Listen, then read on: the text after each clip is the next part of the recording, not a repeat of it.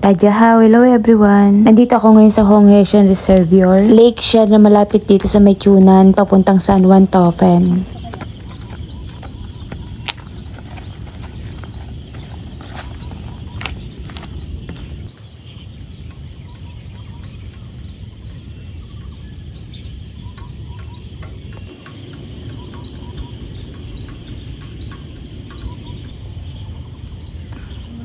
Ang ganda nga dito, tsaka napakatahimik.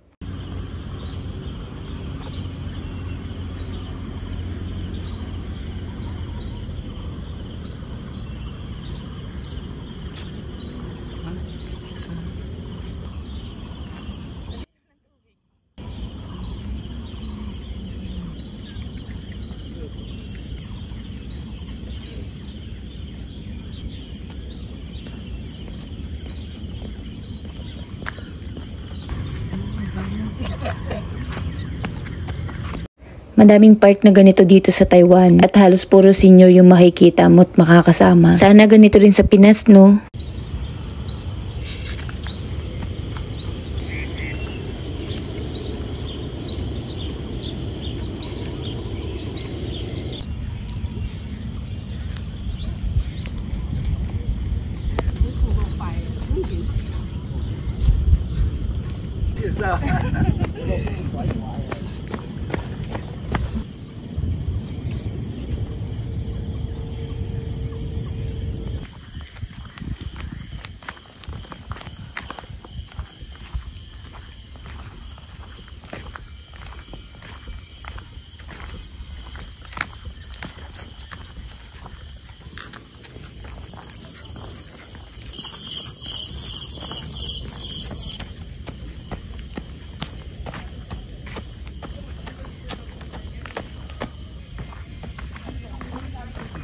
Mỗi sự là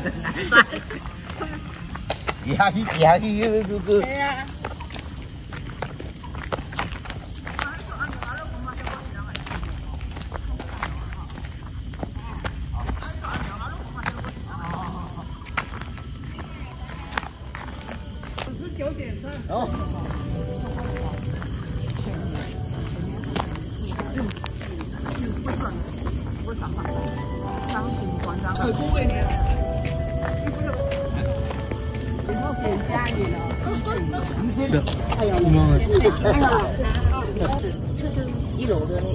对，那就橡皮了，在橡皮。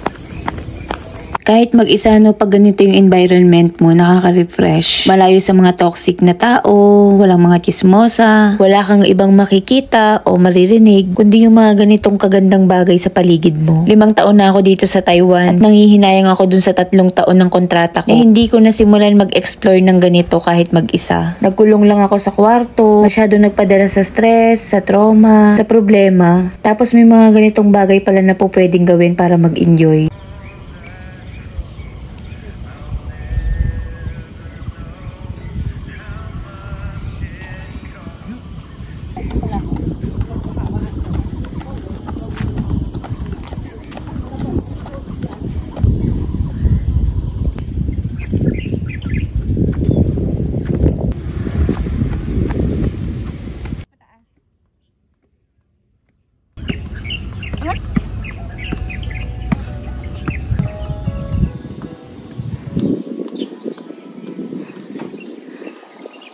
Mabuti na lang maganda yung timing ko dito, hindi ganun kainit. Medyo makulimlim, tsaka napakasarap lang ng simoy ng hangin. Hindi ganun kainit, hindi rin ganun kalamig. Sarap lang mag-sightseeing, tsaka konting stretching, kunyari nag-exercise. And tignan nyo naman yung view, nakaka-relax talaga.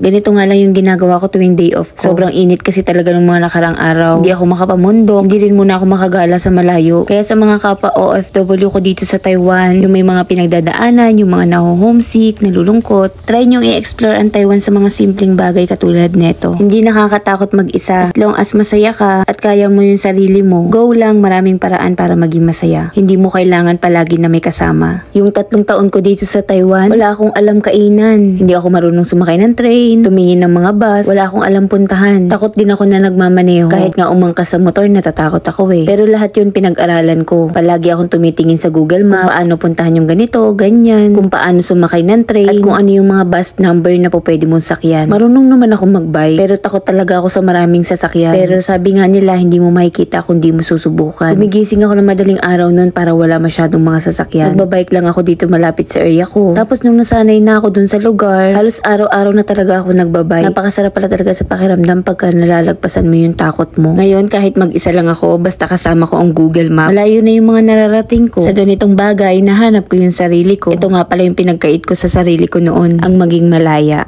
And that's all for today's video. Thank you for watching guys. Kindly please like, share, and follow my page.